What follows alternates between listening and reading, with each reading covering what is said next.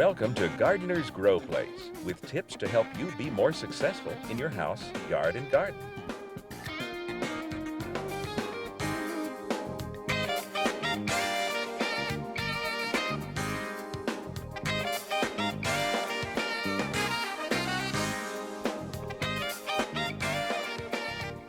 Here's the host of Gardener's Growplace, Henry Ball.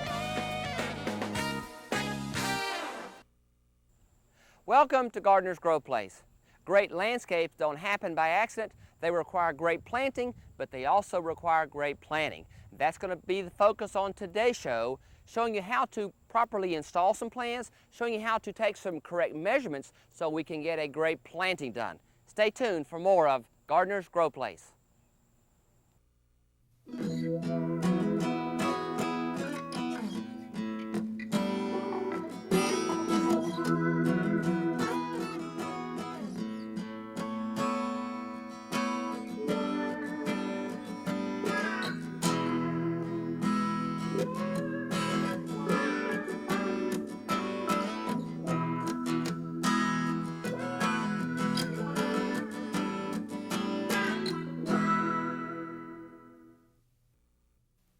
Come to Evergreen Home and Garden Showplace for colorful pansy power. Choose the really big, majestic giants for blooms up to 4 inches across. How about Evergreen's all-time favorite, bingo pansies with a garden full of bright pansy faces? Or cheerful violas or Johnny jump-ups, just like in Grandma's country garden. And the all-new baby bingos that combine bingo's faces with viola's hardiness. Feed them with Fertilome rooting and blooming mix for color this fall, winter, and spring, too. It's pansy power for 3 seasons of color from Evergreen Home and Garden Showplace.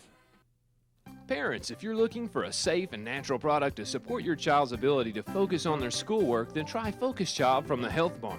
Focus Child is formulated with natural dietary ingredients which aid concentration. And now is the best time to purchase Focus Child because for a limited time when you buy a bottle of Focus Child, you get a bonus bottle absolutely free. The Health Barn also has a great selection of back-to-school healthy snacks and groceries, so visit the Health Barn on the corner of East Oakland and North Roan in Johnson City. Enjoy beautiful fall color and plenty of shade every summer with the huge shipment of shade trees now in stock at Evergreen Home and Garden Showplace. Choose from high-quality maples, flowering pears, clump birches, sweet gums, weeping willows, pin oaks, and many more. These 6 to 8 foot shade trees are guaranteed to grow, starting at just $29.99. Get Evergreen's extended 18-month warranty free with your purchase of root stimulator and planting mix to get your tree started right. Evergreen Home and Garden Showplace now in 4 locations: Kingsport, Colonial Heights, Bristol, and on the web at egardenplace.com. Visit Gifts and Collectibles at the Colonial Heights Pharmacy for our region's best selection of every collectible you can imagine. The Gifts and Collectibles showroom boasts wonderful names such as Swarovski, Buyer's Choice, Christopher Radko, Department 56, and many more of the most respected brands in the world of collectibles. Come by and fill your world with the gifts you love or present the ones you love with art, beauty, and elegance from Gifts and Collectibles in Colonial Heights.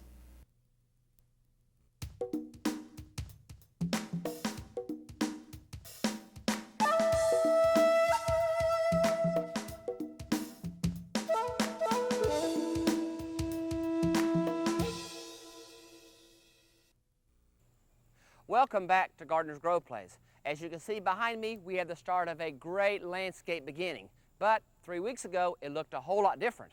We had a lawn that was brown, had a few weeds in it, some stumps from some old trees. We had some old shrubs that we knew had to come out. It was uneven, and there were no shrubs or plants as foundation plants. Well, we have to do a little planning so that we can get those ideas that are in the back of our head and gather information so we know what type of plants to choose, how far to space them. We're going to join Mike Hine, who does this every day in his work, talking to homeowners and helping them gather information and get that information on paper. Let's go join Mike and see what he's got for us today. Mike, welcome to Gardener's Growplace. Thank you. Mike helps customers every day gather information. Mike, it's simple, really. It is that simple. All you really need is some basic information. Most good garden centers will provide you with a kit that you can jot down the stuff that you'll need. What are you going to need? You're going to need some photos of the area so I can see elevations. We're also going to need some dimensions. You'll have to draw the house, hopefully to scale, on a graphing paper. Then you'll need to know how far it is from the ground to the bottom of your windows, where the windows are placed, how far it is from the corner to the stoop. Lay out your stoop in the middle or where it happens to be on your landscape so that you can plot properly the plants that are going to go around it. You'll also need a list of things that you like, things that you don't like, so that I can help you place the plants that you do like in the proper area in your landscape. You'll need to know which way the sun comes up, or which way north is, so I can determine the orientation of what kind of sunlight those particular areas are going to get. Every landscape designer is going to need that same crucial information to get those ideas on paper. Let's look at the landscape design that we have that we use to do our planting.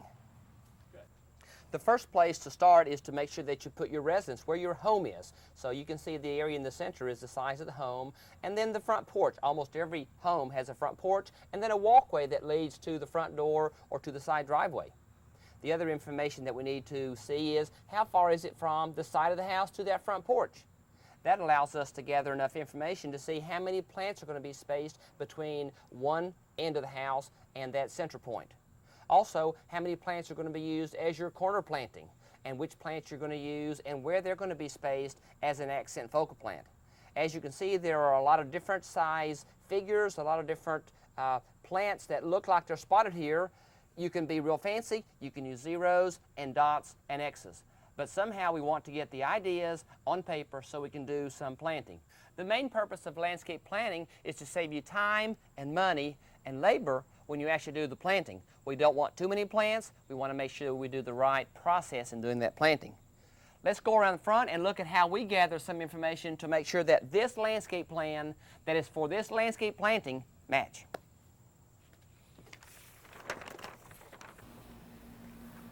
One of the first things I like to determine is which way does the house oriented.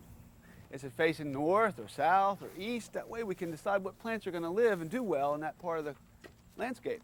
This house happens to face north, Henry, so the plant selection that I've selected here are ones that can tolerate a north exposure. Of course, on some corners they'll get a lot of western sun, so we'll need to pick plants that'll do well in the sunny areas too. You can see the front of the house. It has a mirror image from the stoop off to both sides. You have the boxwoods and then the little dwarf plants, the arborvitaes in front. So this boxwood is going to be just like that boxwood that's over there. And that's a typical landscape planning design. Those would be the same. Right. We've selected boxwoods because that's a plant that did well with this type of architecture. So we try to keep things, this is a refurbished home, so we're going to try to make the landscape sort of fit in with some modern touches. This house was built in the 1920s. Boxwoods and hollies were used in those landscapes. So we didn't want to bring plant material into this landscape that was totally different from the 1920s, and that's one reason why we chose boxwoods for this home. As you can see on the corner of the house, there isn't a lot of overhang on that top, Mike. That's important information in doing landscape planning. That's right. The reason for that is the drip line back behind that is going to be an area that's very dry. Now on a taller house, 2 or 3 stories, it may not be as important, but on the north side where the wind doesn't actually blow the rain in, it can be very dry and almost desert-like. So you'll want to make sure that you have the center of the plant well out past that drip line. Especially in the wintertime, you don't think about going out there and watering, but in the wintertime the shrubs are still going to be dry because we don't get that rain with that much of an overhang. But here, we're pretty much wide open to however we want to plant it. When you take some photographs, you can see the windows and where they're located on the house, but you'll need to know elevations or how far off the ground the window height is. We've got about 42 inches. We've selected dwarf hollies in front of those windows so we can maintain those plants without covering up the beauty of the home. It's also important to know the distance from a front porch. Most homes have a front porch and the other corner. That's for us to determine how many plants, and each of those may grow 4 feet wide, so that'll help us determine how many plants we're going to use from the front porch to the corner of the house. Other things you'll need to put on your plan are where the big trees are located, or how big your front yard is. Do you have room for some shade trees, or perhaps there's power lines overhead? Let's look at some of the plant selections that we decided to use on this landscape. Mike, there are reasons why you choose certain plants, but there's also different size plants that you use too. You've got a stair-step foundation. Your back plants are going to get a little taller. You alluded to these dwarf Burford hollies growing only big enough to get up to these 42-inch windows. But the plants that you have in the front, you really wouldn't want those to be as tall as these because you want to have a natural flow up to the front of the house. Right. We're trying to improve the looks of the home, not hide it. We've selected some dwarf deutzia that will get about 2 feet tall, little white flowers in the spring, and that'll be a perfect backdrop with the hollies, the evergreens behind them. Let's go around the corner and look at some other landscape facets. When you do your landscape planting, you have to take into consideration the architecture of the home and how tall the eaves are at the side of the house. If you look at the corner plant that we have over here, this could just as easily have been a tall white birch or a taller dogwood. This happens to be a purple smoke tree. But what I want is a plant that's going to soften the corner of this house. We wouldn't want low plants on the corner because then I would see nothing but the right angle. So if I put a plant here that's going to give me some height and I have a foundation plant underneath, these happen to be some crimson pygmy barberries. It's going to give me some beautiful red color and stay real dwarf, but I could have chosen red azaleas. I could have chosen dwarf Halora hollies, a lot of plants here, but I want a nice sweeping corner that's going to match the contour of the plant bed that I'm going to have later on. Mike, what do we have on down the side here? How do we choose which plants and how to plant those? Well, we've tried to preserve the architecture and the old landscaping as much as we could. We've left the ivy. It's very beautiful on the back of this chimney. We've chosen 3 azaleas, but like you said, it could be about anything as long as they match with this area. You can see we have sort of a central section in this whole wall, and so we've chosen that as a centerpiece, and we've just landscaped swooping around it. Mike, the plant that you have on the side is a dwarf Japanese compacta holly, and you can see the plant that I have over here is the same thing.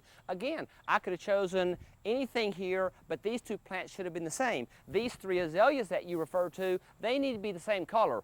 Plant them all white, plant them all red, but take in consideration what else is going to be blooming in your landscape. If you have a pink dogwood blooming at the same time, you don't want orange azaleas blooming. Therefore, you want to make sure you have pink azaleas. I'll bet you we're going to plant a trellis of some kind that's going to give us some color, maybe a clematis vine back here next spring.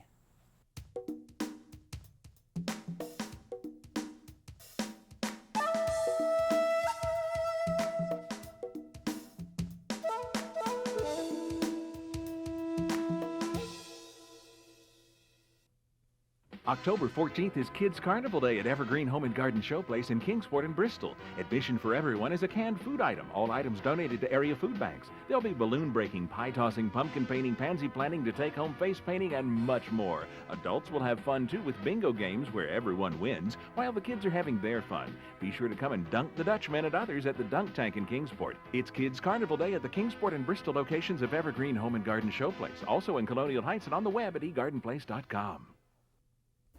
Visit Gifts and Collectibles at the Colonial Heights Pharmacy for our region's best selection of every collectible you can imagine. The Gifts and Collectibles showroom boasts wonderful names such as Swarovski, Buyer's Choice, Christopher Radko, Department 56, and many more of the most respected brands in the world of collectibles.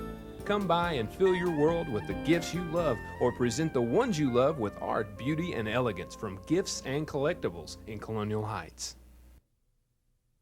Your wedding should be a very special time. Don't let the hassles of planning it take that away. Action Rentals can take care of all of your wedding rental needs. We've got everything from fountains to table settings to ice bowls. And if it's an outdoor wedding you want, don't worry about rain. We've got tents that can accommodate any size guest list. And while you're there, be sure you and your fiancé check out all of our equipment rentals for after the honeymoon. Everything you need is at Action Reynolds, located at 1861 Northeastman Road in Kingsport. When selling your home, you want it to look its very best. You also want the very best realtors at your side, Tom and Marilyn Adams. The Adams will assist you from start to finish. They process both buying and selling, and they'll even help with relocation from outside the area. As agents for buyers and sellers, their MLS membership allows them to work with any resident or business in the region. Having lived here all their lives, the Adams are familiar with the Tennessee-Virginia region. So if you're buying or selling, contact Tom and Marilyn Adams. They're not just agents, they're realtors.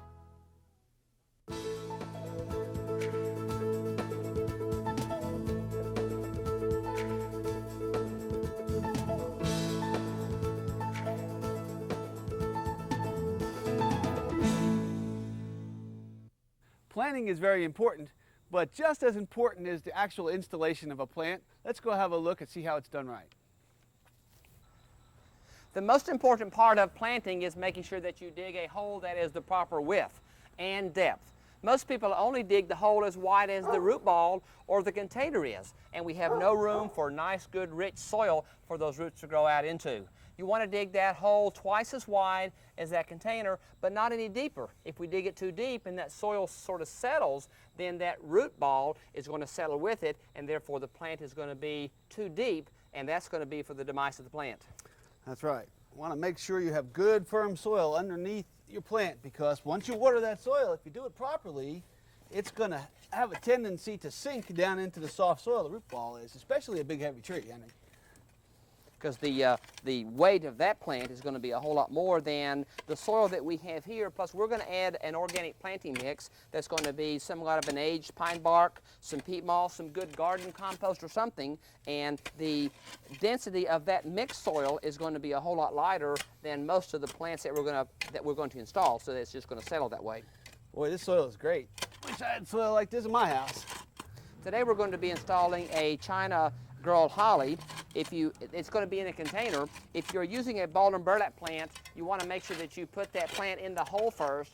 And once you have it settled in the hole, then you can pull the burlap away from it, pull the twine or the strings away from it, and just sort of loosen it like a necktie. But don't try to take that burlap off because you'll do more damage than you will good. Mike, we have some planting mix here. Again, we talked about some organic compost of some type. We're going to be adding about 1/3 new organic matter to about 2/3 existing soil. We've got a few rocks in there, you know, Mike, but those rocks are not going to hurt a thing, are they? No, and not if they're big chunks or shell or big slaty pieces, you'll probably have to add some additional topsoil. But if they're nice little pieces, little chips, that actually won't cause any problems at all. Mike, I don't think that China Girl Holly is going to have that big of a root system, but that also is important in when you're doing that planting. If it is a real tight root system, make sure that you take a knife and score them. Mike, let's check that one. Take it out of there, and let me loosen Check the this. depth of our hole too. And make See, sure that's we not got- going to settle any in there. Okay. You can see we don't have that big of a root system here, but if you do, you want to make sure that you sort of scratch that up a little bit. That way these roots are going to grow out into that new soil mass that we're going to put in there. Let's see what we got, Henry. Mike, perfect depth. As you Looks can about see, right there, it's better to leave it a little bit higher. Looks like we're about 1 inch higher, but I bet we're going to get a little bit of settling, so I'd leave it there. It's better to put it high than it is to put 1 inch too low. Roots can grow down, but once they're too deep, We're going to fill this about halfway up. The next important step is to make sure that you properly water it. Many times the container is going to be dry by the time you actually get it home, so make sure that you water the container and actually water it before you have finished all of the planting. One important component is to make sure that you use a root stimulator. There are a lot of good products on the market that make the roots grow out rather than making the top of the plant grow. This pipe mixes with 9 gallons of water. I've already added root stimulator to this 5-gallon bucket, and I want to make sure that I put about 2-3 gallons on each of these individual plants. That's going to ensure that my roots really take off into that good organic matter. Let's put about half of it on there, Mike. Again, I have the root stimulator already in here. That's going to settle well. Once that settles, we're going to pull the rest of the dirt back in here.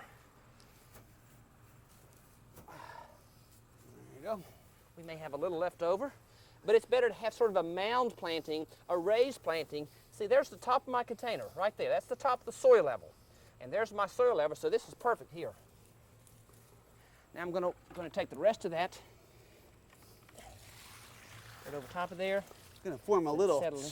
saucer-like depression around here so that when we do water it, and in subsequent waterings until the plant's established, when you water it, it'll help collect and soak in around the plant. You can see how that kind of makes like a moat around there.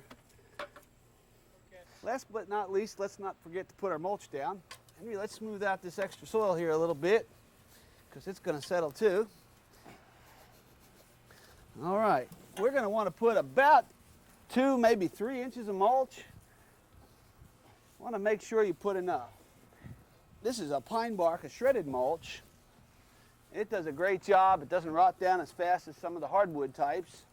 It's also real attractive, so it adds to the beauty. It helps set the plant off. Smells good. And it smells great. When you mulch, make sure you get up to the base of the plant, but you don't want to pile it up against the stalk of the plant because that can cause some rotting problems sometimes, especially broadleaf evergreens like azaleas. That's all there is to it. As you can see, planting is important, the selection of plants is important, and planting is important. We took an old home, a beautiful home, but the landscaping was a little ragged. Now we have a beautiful landscape for today's homeowner.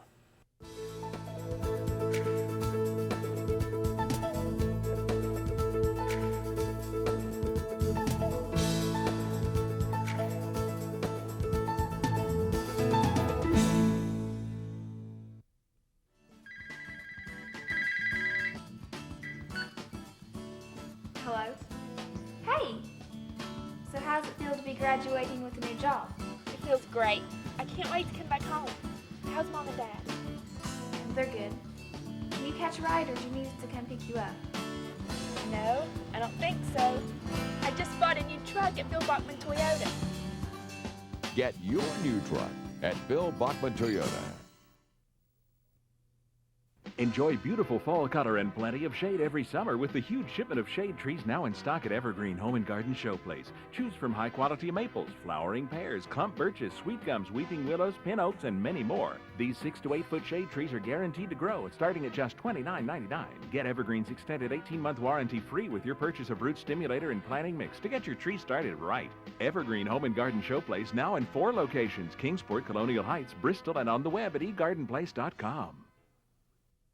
Parents, if you're looking for a safe and natural product to support your child's ability to focus on their schoolwork, then try Focus Child from the Health Barn. Focus Child is formulated with natural dietary ingredients which aid concentration. And now is the best time to purchase Focus Child because for a limited time when you buy a bottle of Focus Child, you get a bonus bottle absolutely free. The Health Barn also has a great selection of back-to-school healthy snacks and groceries, so visit the Health Barn on the corner of East Oakland and North Roan in Johnson City. October 14th is Kids Carnival Day at Evergreen Home and Garden Showplace in Kingsport and Bristol. Admission for everyone is a canned food item. All items donated to area food banks. There'll be balloon breaking, pie tossing, pumpkin painting, pansy planting to take home, face painting, and much more. Adults will have fun too with bingo games where everyone wins while the kids are having their fun. Be sure to come and dunk the Dutchman and others at the Dunk Tank in Kingsport. It's Kids Carnival Day at the Kingsport and Bristol locations of Evergreen Home and Garden Showplace. Also in Colonial Heights and on the web at egardenplace.com.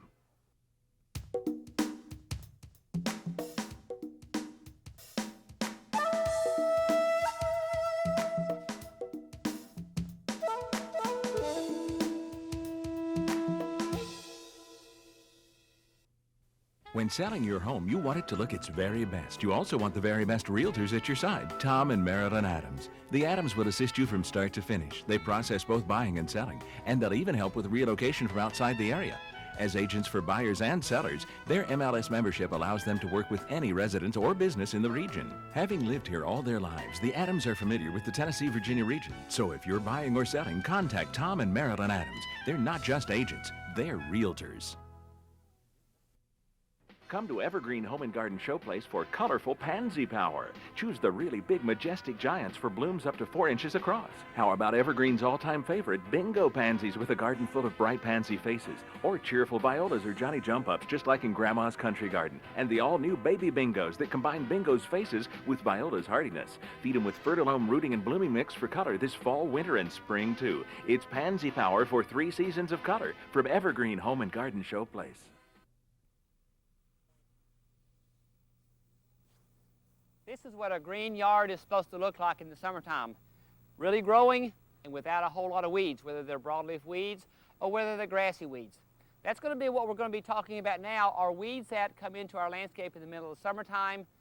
We've already passed the dandelion season, we've passed the clover season, but when it gets into that hot summer weather in late July and August, that's when we start getting crabgrass and nutgrass and Dallas grass that invades our yard. These are, in most cases, annual weed seeds that have lain dormant since last year. And they germinate in the early part of the summertime, and then when it gets real hot and our other grasses tend to slow down, that's when these weeds really take off. You can see this is one that I sprayed about a week ago. You can see it's already starting to turn yellow. What we're going to look at today is some of the products that we want to use that are available to us and how to apply those. There are a lot of different chemicals that are on the market that are going to control. I'm not so concerned about the name brand of the product that you use, as long as the product that's recommended to you or the one that you go to the store shelf and select is going to be used to control the grassy weed that's in your yard. If you use a type of sprayer similar to a hose end sprayer, you need a good garden hose that's going to have some pressure that's going to back up, and average water pressure. You don't need a great hose, you don't need a whole lot of water pressure. If you put these products that are going to control these grassy weeds in a sprayer like this, this is going to screw directly onto the bottom of these hose end sprayers, and as the water comes through this hose, it's going to mix the right amount of chemical with the water that you apply. When applying crabgrass controls, you want to actually do those in the middle of the summertime when your grass is actively growing and when the yard is actually wet. If you apply the product and it rains the day after, that actually is going to help. It's not going to have a harmful effect on how much it's going to control. Let's look today at about how you spray the chemical. What I normally do is get up early in the morning before I might go to my job, and I spray before it gets too hot. It's a little easier to work outside that way. And as you see, I have on long sleeve shirt, I have on long pants, and I'm going to be using these chemical gloves before I do any mixing. I actually don't have any product that's in this bottle. I've used water, but where I'm using this, where I'm actually going to be spraying, I do want to make sure that I would put these gloves on that are going to protect me. Look at the direction that that bottle says and try to determine how much area that you're supposed to apply that product on. And that quart bottle of what I'm using is supposed to be used on 6,000 square feet. So measure 6,000 square feet of your lawn and just keep going over it evenly until you've used that whole quart. What I normally do is stay away from my plant areas. This product is not going to hurt them too much, but I would try to stay away from them if I could. If you have a little bit of wind mist, then you might want to go back and just wash off those plants. I normally start with my deflector on, and I want to make sure that I do about a 5 or 6 foot swath, and I want to make sure that I get all of the grass sprayed wet, and so I simply go backwards. What I don't want to do is walk through the wet area. If I walk this way, then I'm going to be getting that product that I sprayed on the ground onto my shoes. So I always make sure that I walk backwards. Once I get that entire lawn sprayed, then I will go the other way, and I will go crisscross. And then I will go back again about 5 to 6 feet across. As you can see, controlling grassy weeds in your lawn is not hard. If you follow the directions on the bottle that tells you how to spray, if you'll wear protective clothing to protect yourself, and if you choose the right product to control the grassy weeds that are in your lawn is going to look green like this one. Growing a green lawn can be fun and it can be easy.